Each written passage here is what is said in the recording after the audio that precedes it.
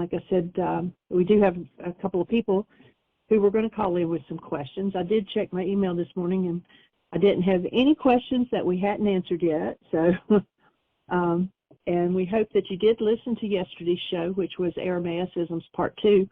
Last month, something happened one day, and so we played Part 1. Yesterday, Michael and I both had appointments with people, and so we played the show. Everything's fine. Some people texted and asked if we were okay. Everything is absolutely fine. And thank you, and we hope you enjoyed.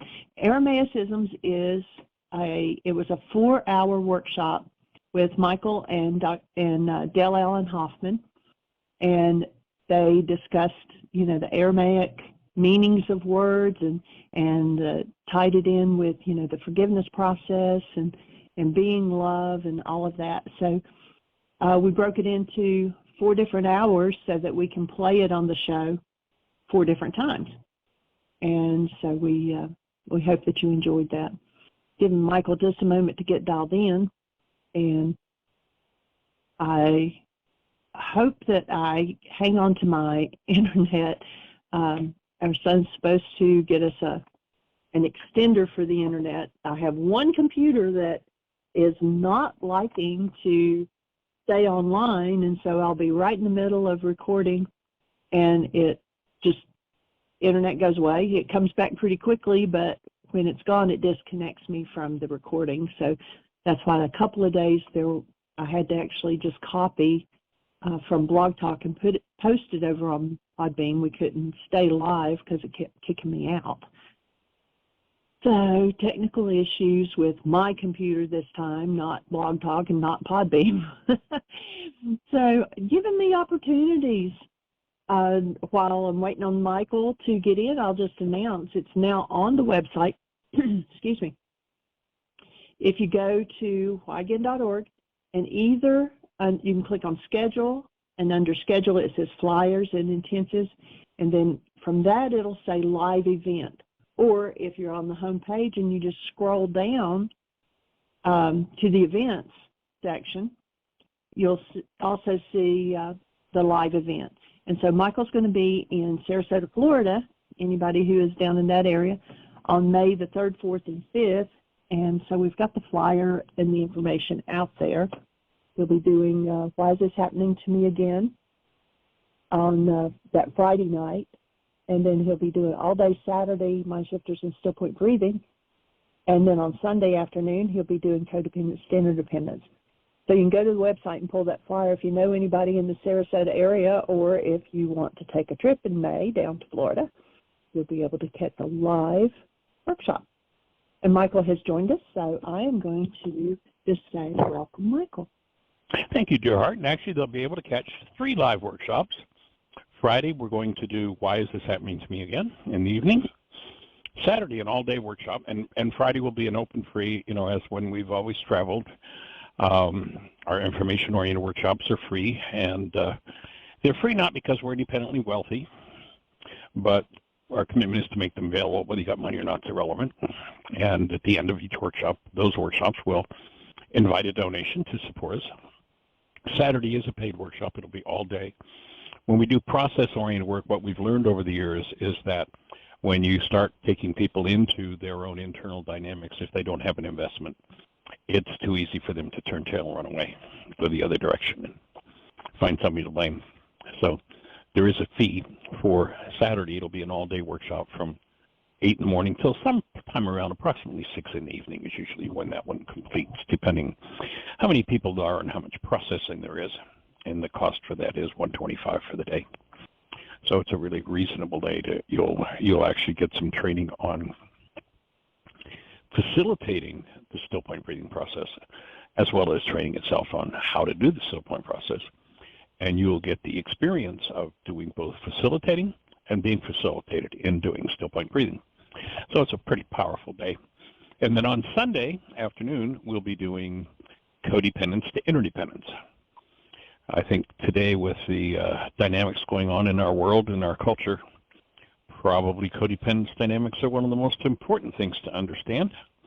So we'll be getting into that and introducing the codependence worksheet in that workshop. And that'll be another free open workshop. again, at the end, we'll invite people to donate, but certainly not a requirement. And so Ms. Jeannie's just checking in. Do we have anybody in the phone queue with a hand up or anything happening in the chat room?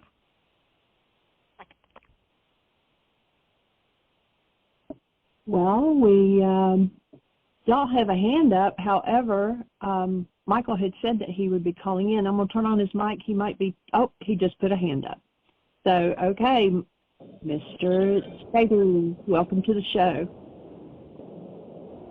Well, thank you, folks. Are you hearing Hey, welcome, me okay? young man.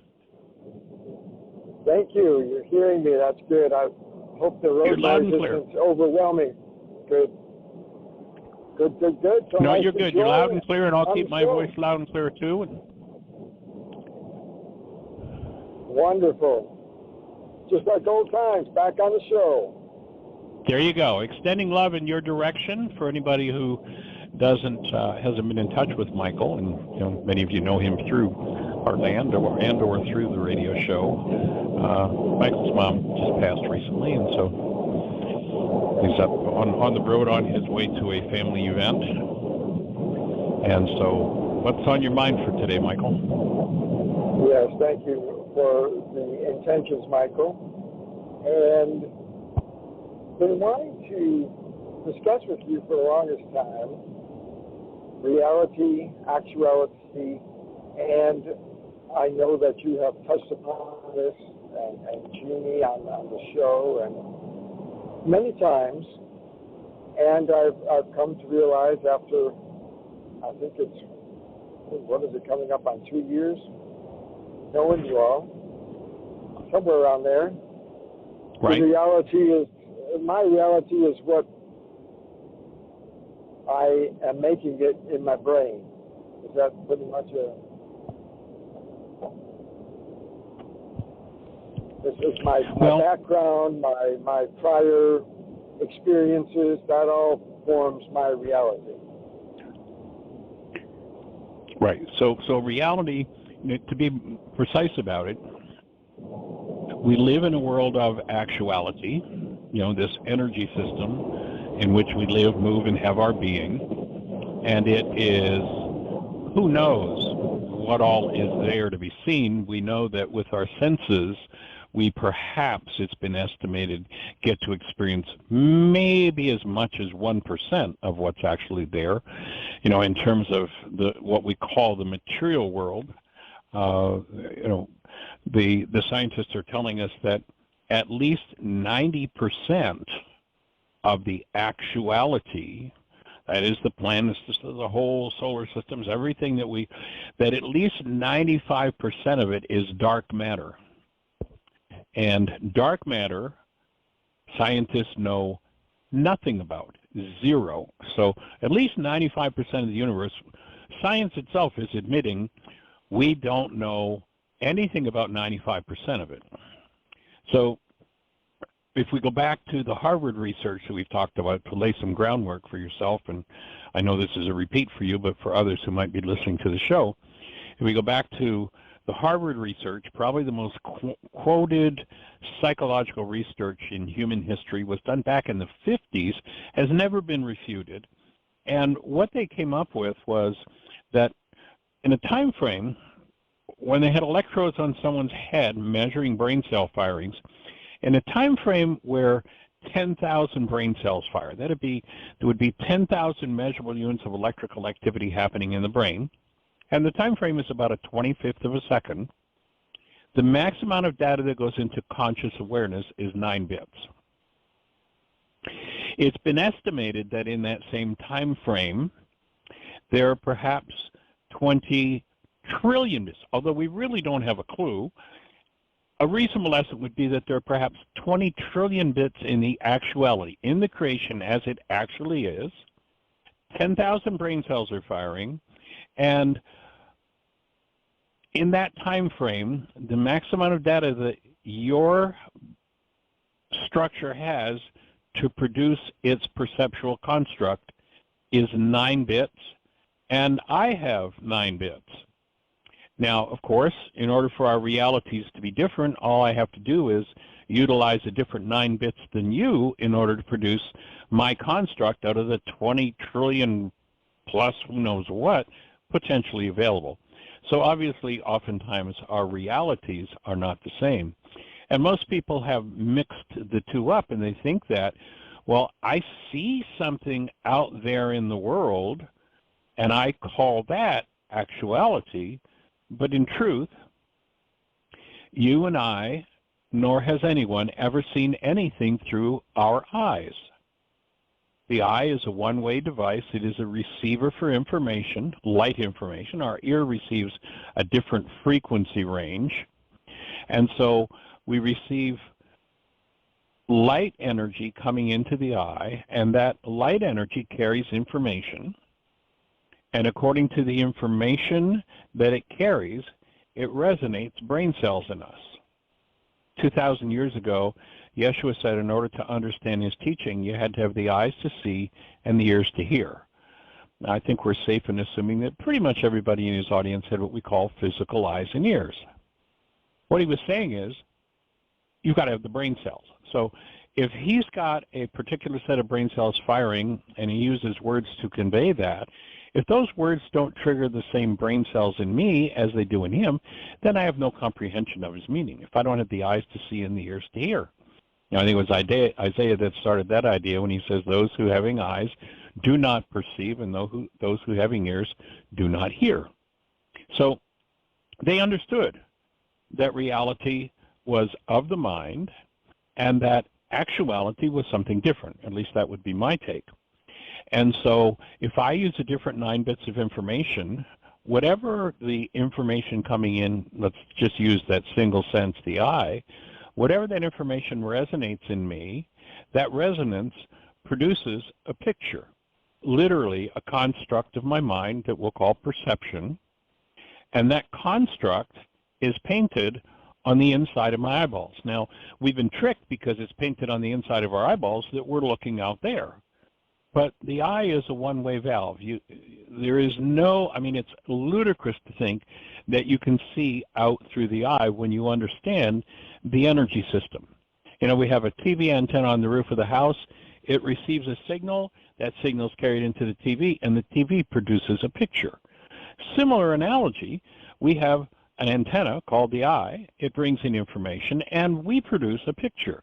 But, to say, well, I'm going to go over and take the antenna off the back of the TV and I'm going to look in the wires and see out through the antenna at what's going on in the neighborhood is a pretty silly statement, pretty silly thought.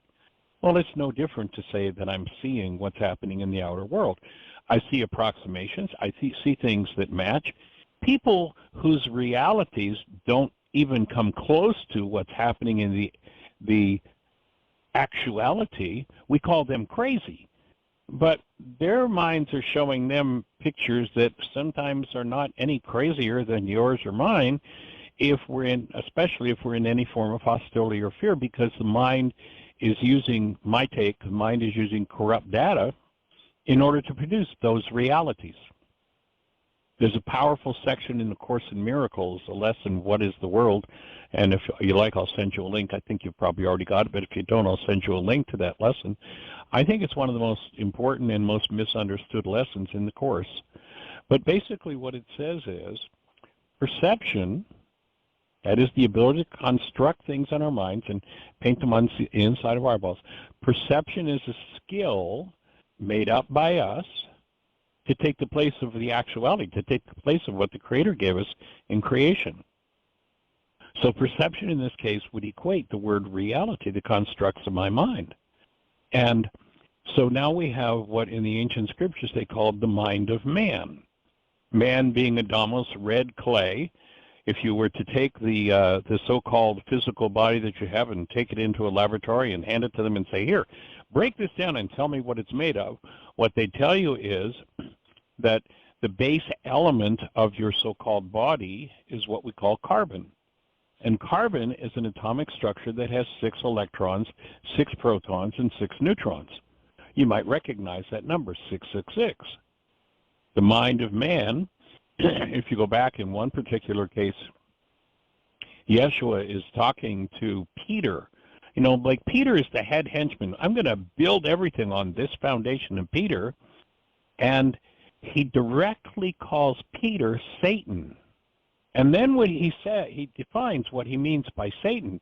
And he says, for you think in the mind of man rather than the plan of God.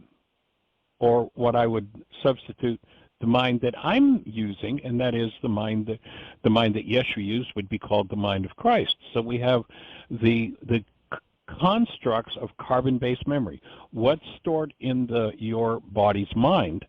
Generational patterns that go on throughout all of your generations. Each of us has. And when an event happens in the actual world, the energetic patterns that come in resonate whatever's stored in me, and my mind produces a reality, a perception, a construct out of carbon-based memory, the mind of man. That's what Yeshua was referring to as Satan. For you think in the mind of men. For you think in Adamos, the images that the red clay storage system produces as perceptions, rather than the plan of the Creator, rather than the actuality. And so if we made up a whole world to take the place of what the Creator gave us, that is, we are locked into perception, the mind of man, perhaps a good exercise would be to be willing to let go of that. That, for me, was an insight, Michael, that came about probably a year and a half or so ago now, at which point I asked to have perception taken away from me. Like, I'm willing to let go of that whole construct thing and trust that the Creator's mind has got a whole lot better grasp on the actuality and what's best for any of us than carbon-based memory does, than perception and memory. So I've been asking for about a year and a half, and it's been quite effective, and I feel like it's really enhanced my life to say, I'm ready to be finished with memory, and I'm ready to be finished with perception. And I'm willing to trust that there's a mind in me, the same mind that this man used 2,000 years ago.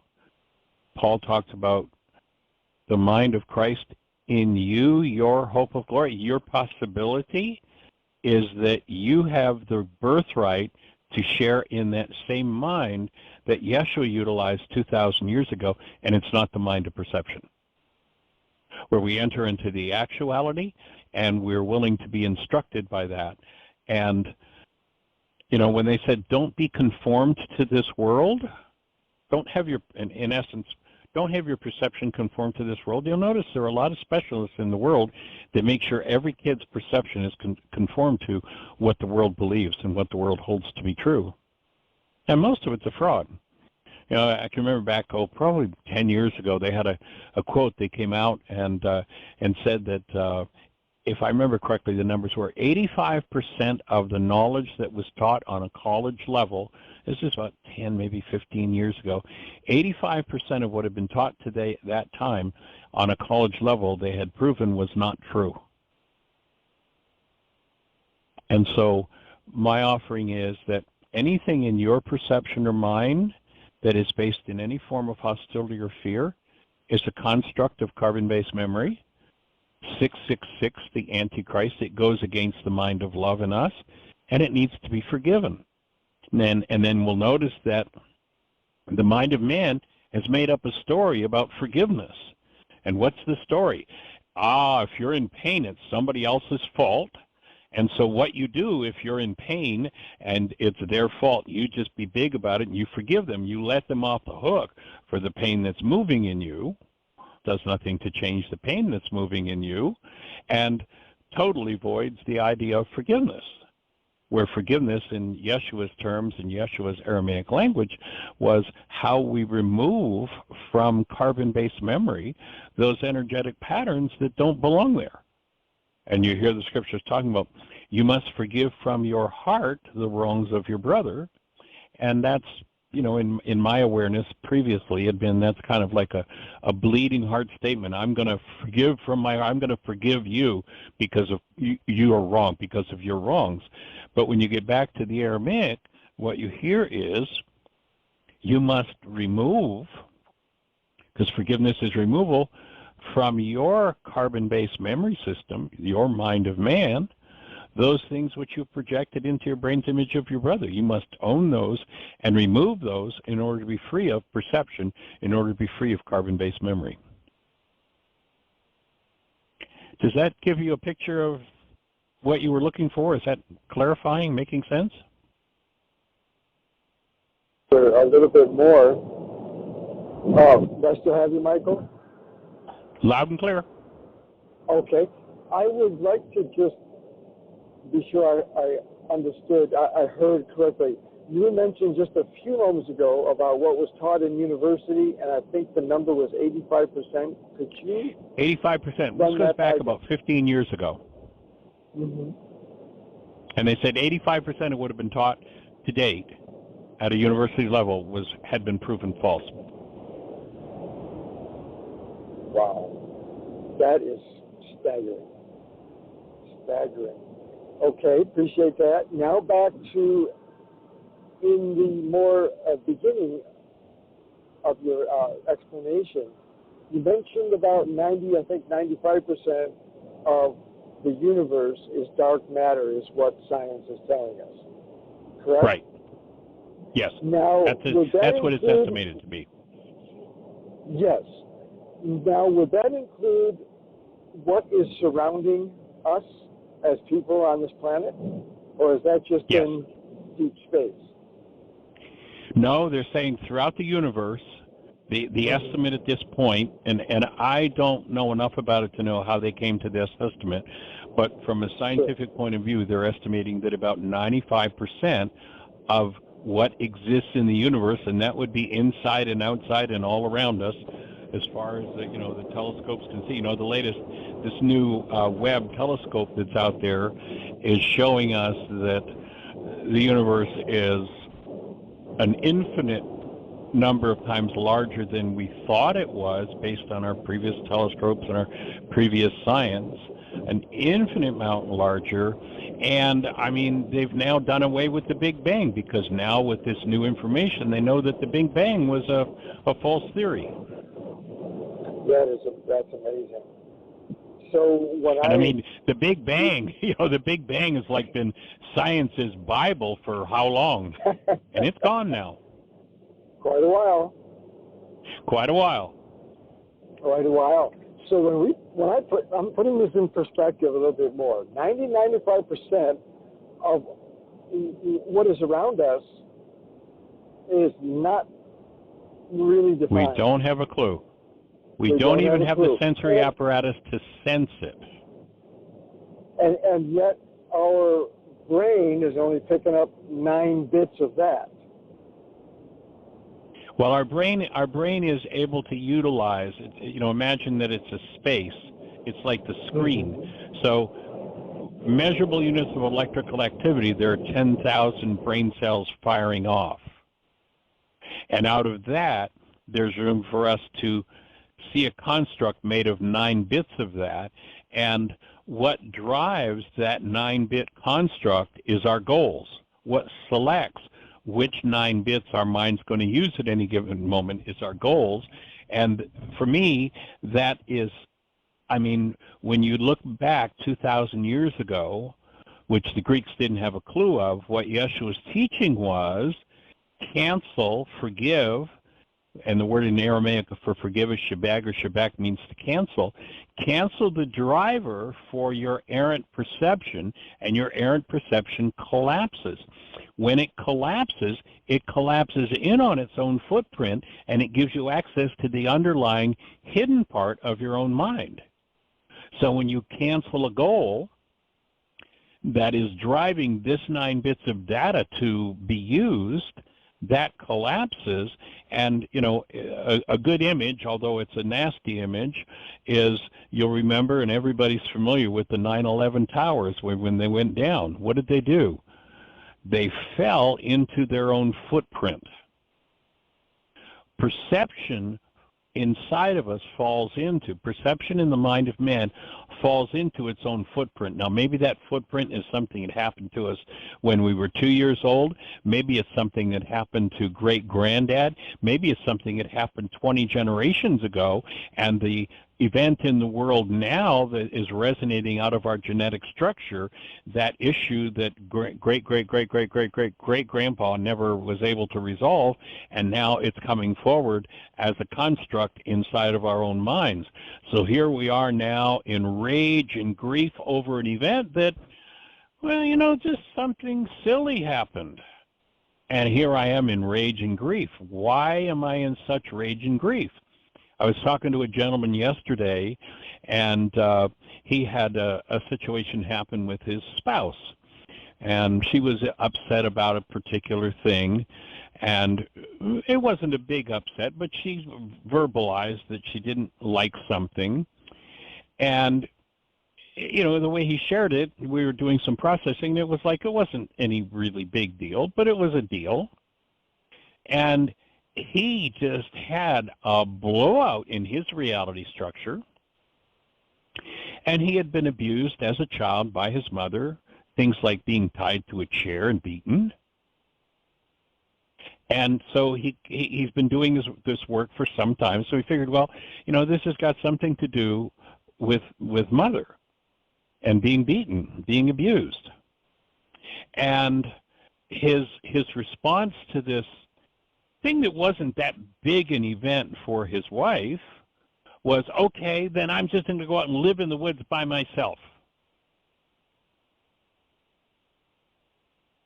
And I pointed out, so with such a strong reaction, what you've got going on here is a power person dynamic. Now, the way you tell who your power person was. We can have many power person dynamics within us, but in any given event, the way you can tell who your power person was is that your mind prompts you to do the behavior that your power person did that you hated the most. The prompt from his mind was to leave. Guess who used to leave? His father. His father would leave and literally disappear from the family home for years and come back only to, in his words, and I quote this, only to beat his mother up and to beat him up, and then he'd leave again. So here he is thinking it's about abuse with his mother, but what it really came down to as we processed through it, what really came down to was here he is going back, Dad and Mom have a fight, and Dad leaves for years. And what does he want to do? I'm just going to go out and live in the woods. I'm leaving forever. And there's the power person dynamic coming from carbon-based memory. And does his mother need to be forgiven? No. Does his father need to be forgiven? No. Does his spouse need to be forgiven? No. Does he need to be forgiven? No. But he needs to forgive as to this reality of leaving in response to something he doesn't like. And when he removes that, then he's able to step back into a deeper, more connected relationship with his beloved than he had before the event happened, if he understands what forgiveness means. But the Greeks didn't give us that. They told us, well, you know, if you're really hurting like that, of course it was your spouse's fault for saying what she said, so you just need to forgive her. He could forgive her till the cows come home. It's never going to change that power person dynamic with his father leaving for years. How's he ever going to find what's at the root of it? Well, he had a goal for his wife. What was his goal? Now cancel that goal that's driving your perception to prompt you to leave that relationship in your home forever, and you'll find what's underneath it. And to me, more and more as I work with this, the genius of what Yeshua gave us in how to forgive is beyond monumental. How to collapse perception so that when it drops into his footprint, we have an opportunity to capture what's in us that we've put into our brain's image of our brothers. And we get to remove those things from us and get free of those dynamics.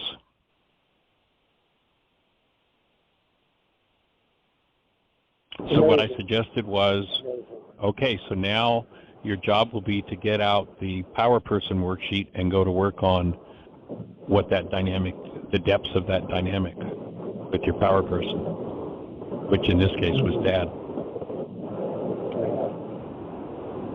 And I know myself, I have a lot of work to do in that area. You're not alone. Thank you. Jumping back to our perception, the realities, I have really processed a lot on this, especially over the last couple of years with family situations. And it's interesting you bring up this man with his wife, because I've been away from my former for many, many, many years, and I continue to now and then get hate mail or hate texts from her, and I just got one this morning on something that happened in 1995, among a few other things. So let me ask this. Let's take it away from so much a personal application and bring it to the accident situation. I know you've talked about that. Many people have talked about that, how several people could be watching an accident scene take place and come away from that with many different ideas of what happened and who's at fault. Many different constructs, many different realities. There'll be as many realities as there are people that observe the accident. Okay. And actuality is these two cars banged and there was a collision. Would that be reasonable bet? Okay. And I take this and I look at even further. I look at our world situation, the things we're all facing. And another conversation would be, how did we get there? But taking it back into our perceptions at the accident, how could we all come together better on any of these situations that we are observing, experiencing? You know, families experience things, they seeing things so differently, even among siblings. How is it possible? Where's the pathway to come together more on what we're experiencing, what we're perceiving? Any thoughts on that, please? Yeah. My take is there is one singular central reason why on planet Earth we have starvation, why we have war, why we have murder, why we have divorce, why we have family separation, why we have hate, and why we have terrorism. There's only one reason. And that is that people do not have the tool of forgiveness. And once some form of hostility or fear-based energy enters into a particular person's energy field, until they can remove that, it is going to come back into distort perception over and over and over again. If we can hand that person a true understanding of what forgiveness is, then what will happen, the root causes, the rage and the fear, the guilt and the blame that is at the root of starvation, divorce, murder, and war will be removed in each individual. And when that happens, the being that's behind the scenes, the true human being, will show up in their own physiology and in their own lives. And they will connect with other beings who have done the same. And one of the attributes, aside from the being the presence of active love, of each of us as humans is compassion. And when we displace constructs based in hostility, fear, rage, guilt, grief, blame, drama, and trauma with compassion, then the whole game changes. Now, there's a physicist who lived 2,000 years ago that said, a little leavening leavens the whole loaf. Now, this was a physicist talking about physics. It wasn't a baker talking about bread. And what he was saying is, if we can get enough human beings to do the work of forgiveness, that they show up in their own physiology as love and compassion, and enough people do that piece of work, a critical mass, then the entrance in a stronger form of that energy of the active presence of love and compassion, connecting through other humans who have done the same, will create a critical mass energy shift where that energy will become so powerfully influential that the next day 7.5 billion people will wake up as compassion and love. So he was talking critical mass in physics. A little leavening leavens the whole loaf. You know, I'm doing a physics experiment and I have this substance. And this substance has these characteristics. And I put it in the test tube, and I put 1 drop of a totally different substance into it, and nothing happens.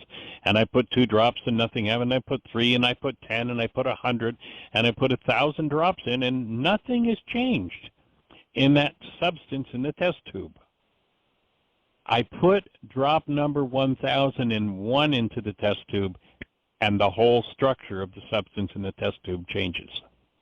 That's critical mass. So my take is that this physicist, Yeshua, was saying, if we can just get enough people through the gate, not people who go around judging other people and telling people what's wrong with them and what's wrong with the world and to national nation. That's not what he was asking for. He was saying when enough people will do the work of showing up in their own physiology, in their own minds, whatever's happening in the world, whether it's their family system, their cultural system, or whatever catastrophe has happened in the world, if they'll show up as the active presence of love and compassion, they will become the leavening that leavens the whole loaf of humanity. That's the only hope of recovery from the mass insanity that's going on in the world today, would be my take. Of us. So it's not a stretch then for us that are attempting to do our work. The more that happens, the more people that begin this work is going to lead to this critical mass shift. Pushing the world over the shift. That is critical mass. Yes, exactly. Enough so people showing up. Again, you know, if you think of the world as a test tube, and you know, each person who comes in and is brainwashed from childhood up to believing, yes, it's all their fault. You know, by the age of 4, virtually every person in this culture is a card-carrying member of the one world universal religion of blame. It's always everybody else's fault, and they're always on the lookout for what's going wrong, what happened to them, who's doing it to them, and it's all somebody else's fault, and they have nothing to do with it. That's the search of people who belong to the one world religion of blame. Conspiracies all over the place, and everybody's out to get them because they're creating what they're creating out of their own unconscious dynamics. And they're projecting those unconscious dynamics into their brain's image of someone else, so there's always somebody else to blame. When we can get people to give up their membership card in that religion and move into choosing to function as the active presence of love and compassion, and bringing that love and compassion to the one that yesterday they thought was the conspiratorial leader that was going to destroy the world, right up to and including Satan, to bring the mind of compassion and love to Satan, means Satan's going to transform in the sense of the world idea of Satan. Now, if you go to the Aramaic idea of Satan, Satan means the resistor, one who misleads. And you look at the average person who's got a finger pointed at everybody in the world, and you say, well, you know, I noticed you've been doing that for a lot of years. Do you ever think that maybe that's about you, that it's not about them? And you watch that person when you ask them to take responsibility to give up their membership in the one world universal religion of blame, and they'll say, no, wait a minute. Notice that's the resistance phase of the Satan in them. And then they'll tell you who the problem really is. And the name of the person who's the problem is always them. It's always somebody else. They're trapped in Satan. Most of the world today is literally, in the Aramaic sense, not the Greek mythology, keep people in terror and fear sense, but in the Aramaic sense, most people are living in Satan. And they've always got somebody else to blame. When I'm able to, even if I think somebody else is the problem, can I show up as a space? Can I maintain my own human life and show up in my physiology as the active presence of love and compassion, even for Satan, where I'm facing this creature face to face? Can I do that? Then I've become part of the world healing. Until then, I'm to contribute to its downfall. That to me is an exciting reason not only to do my own work and assist myself and the others around me to a better place, but we're also contributing to the world shift. Critical mass. Critical mass. I know and to me, spoke about that. Go ahead. I know you've spoken about that before, the critical mass, but I am really digesting it today. Thank you. Awesome.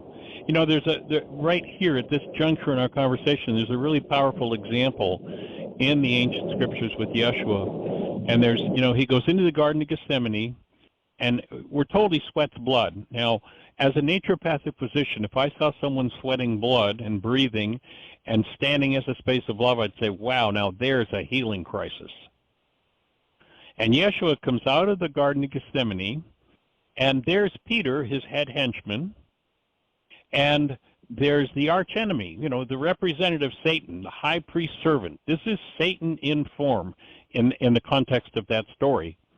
And what's Peter doing? Peter is the representative of the one world universal religion of blame. He's a card-carrying member, and he's going to kill the high priest servant. What does Yeshua say to him?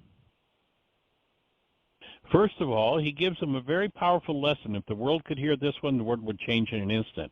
He says, Peter, if you live by the sword, you will die by the sword. In other words, whatever energy other than love you engage in is what will kill you.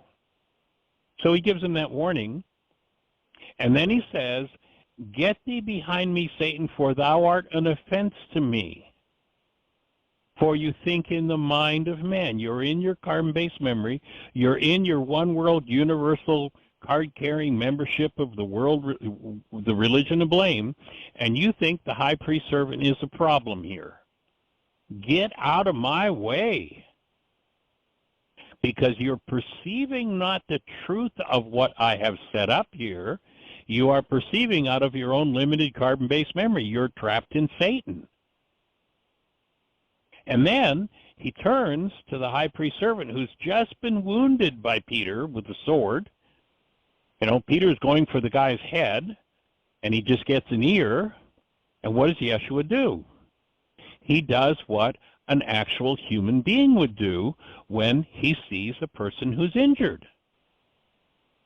He reaches out from a space of love and compassion and heals the man that's about to mercilessly have him slaughtered. And he knows what this guy's about to do to him. But what does he do? He's in the most dire circumstance a human could be in, and he functions as a human being. He offers love, support, and healing to the man who's going to have him murdered.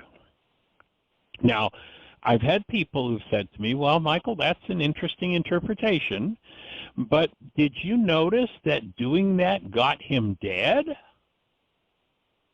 And I say, yes, I noticed that doing that got him dead. Did you notice they couldn't keep him that way?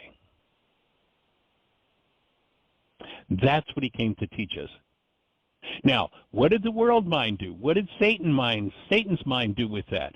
Oh, suffering, death, hang on the cross. That's the way to salvation. No, that's Satan's interpretation. That's the world mind's interpretation. He demonstrated exactly what the power of living as the active presence of love, of actually maintaining his human life in the presence of threat. And he reached out and healed the man who was going to have him mercilessly slaughtered, and they couldn't kill him because they couldn't steal his human life. They could destroy his body, which they did pretty effectively, but because they couldn't take away his human life, the active presence of love and compassion in him, they couldn't destroy him. They could only destroy his body, and it took 3 days to rebuild it. Just a slightly different message than, let's go suffer. And he's suffering for you, you know. You drove in the nails with your sins. That whole hogwash story that totally destroys what Yeshua is really here to do and really here to offer. And just offers it wasn't about suffering. It was about the power of living as active presence, love, and compassion as a human being.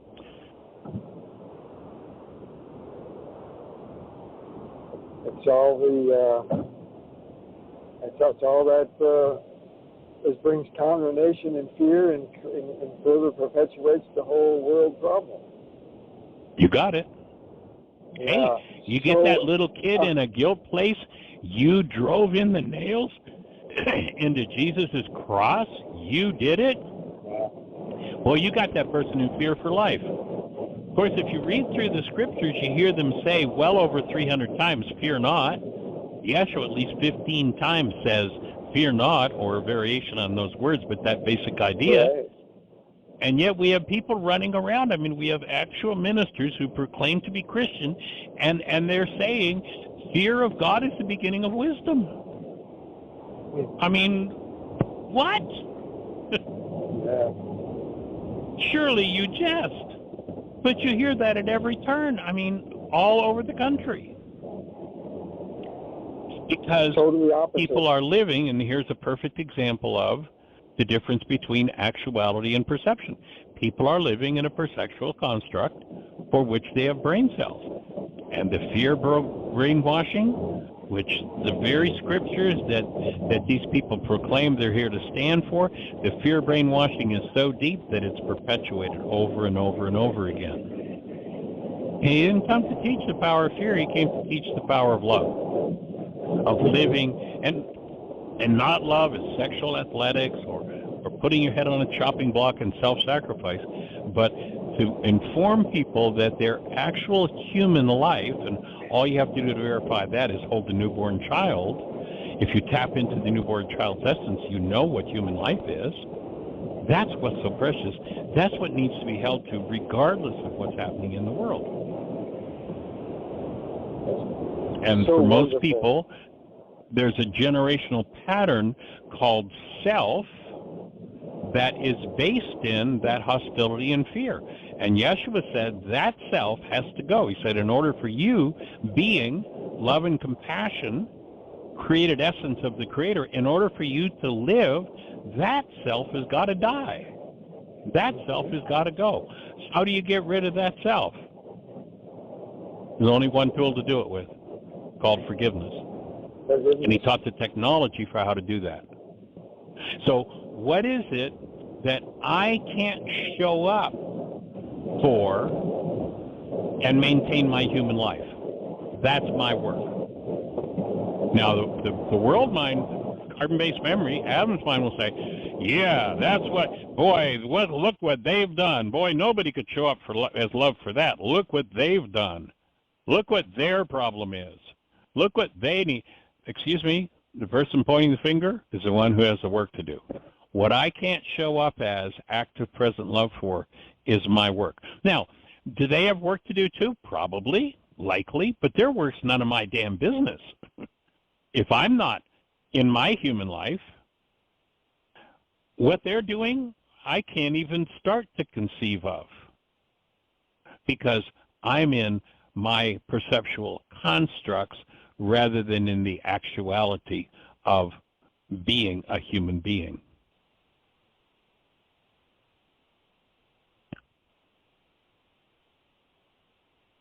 As I've been more exposed to this work and looking out, there's many people out in the space and speaking about how to get out of our heads into our hearts. And to me, exactly. I resonate that with this work.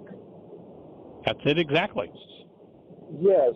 And so what I'd like to ask is, there seems to be more and more and more people speaking about this. It may not be in the actual word forgiveness, but along similar lines. Any thought on what it's going to look like? I know many of us struggle just in our daily lives with doing the work. And you have spoken of the tipping point where we shift the world over. Does that mean that ones right now that are at the accident condemning maybe a woman driver, maybe a different person, maybe this, maybe that they will have a more quick change of heart versus some of the paths that many of us are taking now and kind of struggling each day with our work? How do you see that? If I'm, back about 30 years ago, I started a program in Delray Beach, Florida, at the Unity School there. There was a kindergarten to grade 8 school, and it was called Lessons in Living, and it's actually a program that's still going on now 30 years later, years after I left there. I was very delighted a few years ago when I was down there, and it was still going on. The first lesson that we taught when we went in with Lessons in Living, it was kind of a takeoff on Laws of Living that we developed for the prison program. The first lesson we taught to those kids, like right from kindergarten, was, and it's a line that's in the worksheet, when I choose love, it wakes up the love in everyone. If I can bring the actual presence of my human life as active present love forward into the world, then the person who's in the worst trauma, pain, the idea of love has been buried so deeply in their family system that it hasn't been seen for 100 generations. It's been nothing but war and drugs and alcohol and murder and cheating and suicide. If I can stand strongly enough as the presence of love, because they're made of the same stuff I am, sooner or later, if I'm committed enough, that resonance is going to move in them, and they have no choice about it. If I have a middle C tuning fork and I hit it on a desk, and I put it in front of a second middle C tuning fork, that second middle C tuning fork has no choice. It's a simple transfer of energy. The second tuning fork is going to start to move. If enough people stand as the presence of love, because we're all made of the same stuff, if one person is at the accident holding to the place of love, everybody's locked into perception. If one person standing the accident as conscious, active, present love, that will tend to start to draw forward a different experience for each person observing the accident. If 5 of the 6 people that are standing at the accident are actually functioning as human beings, as the active presence of love, and the 6th person who's in terror and trauma and blaming the person who made the mistake with the accident, or at least that they perceived did, and they're ready to rage and kill them, those other 5 people standing there as the active presence of love are going to very likely transform that one person's mind, because each one standing as the presence of love sets up a field that resonates or energizes the true essence of that 6th person. And they're going to have a whole lot better time, a whole lot easier time showing up as love than they would otherwise. That's the critical mass principle. Yes, that is wonderful. I was going to ask that exact question. How do we bring the people together in the accident? And you just explained that. So when we're at a situation like this, holding the place of love is going to help not only myself, we're going to help the others that are involved or in that general place also. Exactly. Yeah, And it's like if I stand as that presence and look out through the eyes of the active presence of love, knowing who's in front of me, even though they're acting like a raging maniac, I can resonate and at least bring forward the possibility, truth of who they are as love and compassion starts to be energized and break through their own wall of pain and trauma.